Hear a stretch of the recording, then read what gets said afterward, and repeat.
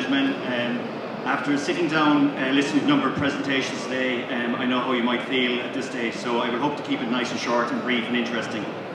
I'm going to talk to you today for the next 15 minutes about meeting the transformation challenge. Is to give you some ideas as to what the challenges are and ways that you may overcome them. Okay, in today when we're looking at transforming, we're looking at change in an organisation. We're looking at going from a capital-driven organisation where the investment in capital is more important than the actual learning and knowledge. So we become a knowledge-driven organisation. We move from where blame culture is the culture to where coaching culture takes over. And where that is so important is because where blame cultures are evident is that problems are actually hidden. People are scared to talk about problems, so there's no coaching, there's no problem solving going on. And so again, you have, from a culture of hiding problems, we're actually to solving problems. Where when somebody comes to you with a problem, it's good because it can be solved. That's the culture you're looking at. Where we look at the customer over volume, where we're working smarter as well as working harder, and where we go from an environment of empowerment to actually just command and control. And we become a learning organisation. There are many measures of lean success and lean transformation. There is the Toyota House of Quality, where we have the foundation of standard work and visual management, where we have just in time and right time and the pillars, we have continuous improvement, and we have the customer on top. That is coming out of Toyota in Japan. We have the Moore model, which is used by many of the medical device and pharmaceutical companies. It's very much a benchmark of 8 different criteria across the spectrum in a business where a company can measure itself and identify areas of improvement. And there's also the Shingo model of operational excellence, where there is guiding principles and cultural enablers. It's a very prestigious measure. It is out of the University of Utah in the States, and a number of companies in Ireland have achieved prizes, Shingo prizes, which are well sought after. And there's also companies with proprietary models. So the bottom line is that in a change, in a transformation, if it doesn't challenge you, the change really isn't worth doing. And we would say is if it doesn't challenge you, it won't change you. So there's going to be challenges along the way, and some of them are going to be tough, some of them are going to be very hard to overcome, and you'll find in some situations companies give in. And there's a lot of evidence of companies that just can't make it to a full transformation. And I'll just show you why that is the case. So you start off with a company essentially that has a lot going on but lacks order. They'll go for some quick wins and they'll get some successes. But along the way they'll come over with some setbacks. There'll be some soul searching where people are asking questions and saying, is this the right thing to do? Should we be changing? Weren't we grand the way we were? You're going to get stagnation, where again you're just in a period of a lull. And you may also get some complacency along the journey. And these are all challenges that companies are going to face when they're trying to change. But the most important thing in a lean transformation is gathering momentum and gathering it fairly early.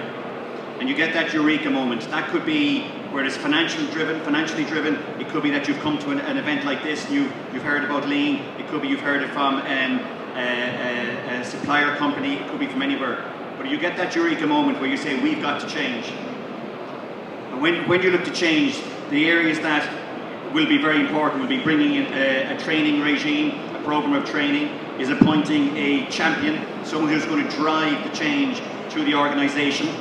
Something we encourage, and I think is very important, that companies would visit other sites, especially sites that have adopted change and that have made that change, to see how it looks and how it might look for your organisation, and to put a really good plan together involving as many people as you can within the organisation and making sure that it's communicated properly.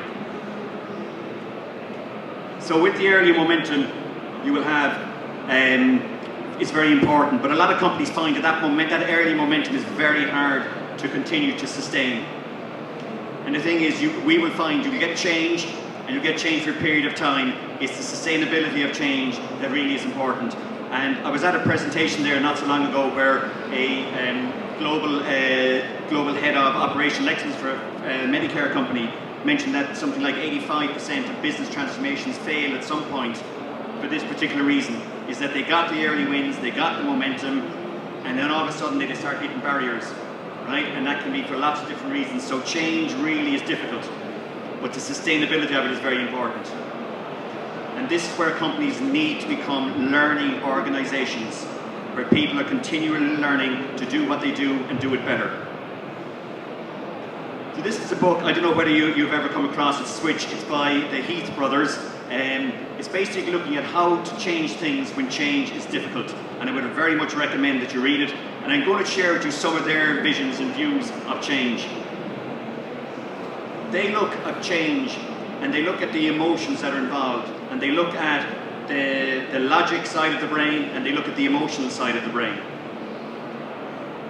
And they look going from change and sustainability to sustainable change. And they would look at that the emotional side of the brain is the elephant. That is the motivation of your employees, and that has the strength to move an organization. But the organization also, people have, and the other side of the brain is the logic side of it. So the question is, who is the boss? So who would you think is the boss? The rider or the elephant?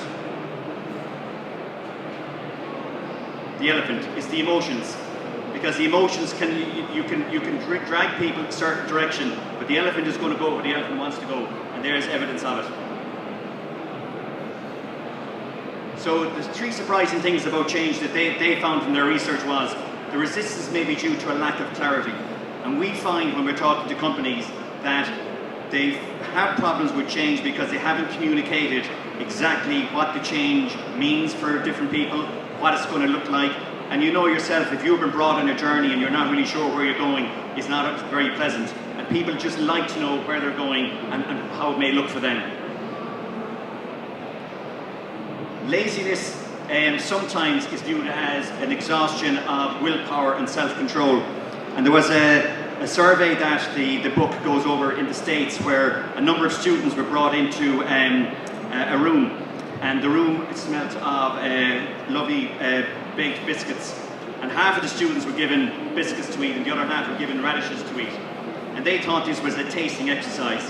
And it went down to about half an hour, and those eating the radishes were told that they could not eat any of the cookies or any of the sweet biscuits.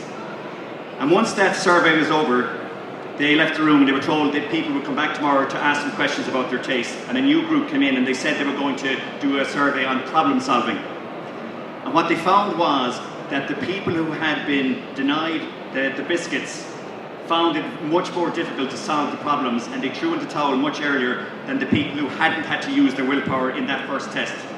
And what it's finding is that there is an exhaustion to using your willpower and self-control. And we all find trying to give up cigarettes, trying to give up sugar, trying to give up sweets.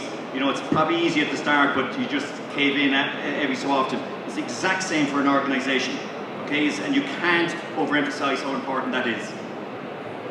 And people problems may actually be situation problems.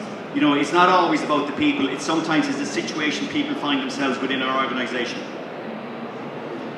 So the basic framework for change we would look at is directing the rider part of the brain, is giving the vision, is to motivate the elephant, which is the emotional side of the brain. It's not to make things overly complex, it's to give people a vision, and it's to make them excited about where they're going, and to share the path so that they fully understand where we're actually going. So as I say, that the framework, we look at directing the rider. So the rider part of the brain wants to know where we're going, and they want to see some proof. So they want to see some evidence. So it's like these small wins that you go for. The script, the critical moves, so let them know what exactly needs to be done and point them in the right direction. So that logic part of the brain gets that, they're very clear. Motivating the elephant is you're changing here habits, you're changing behaviors, but it has to be done in a gradual fashion. So you find that change, you make the change relatively small for them, and you grow your people based on that. And then you share the path. And I give you an example of tweaking the environment. In the book they talk about a very simple problem they had in San Francisco hospital, where they had difficulty with the people dispensing the drugs at night time to it. It was a huge hospital and it was taking an awful long time because people kept getting interrupted when they were dispensing the medicines and it was going way beyond the time. So they just did a simple thing to just put high-vis jackets on those dispensing the medicines, and they were not to be interrupted when they had those high-vis jackets on. Again, it's a very, very, very small example how you change the environment and you build up that habit so no one touches them, and then you can rally the herd. So it's a really small things, but these are vital for a big transformation. And then we look at the components of operational excellence, and I put up 6 different lean tools that one would use, and then how would you use them in this new framework? And again, it's how you deploy these tools right across the spectrum for both the rider, the elephant, and sharing the path. And again, this is what we work with our clients on.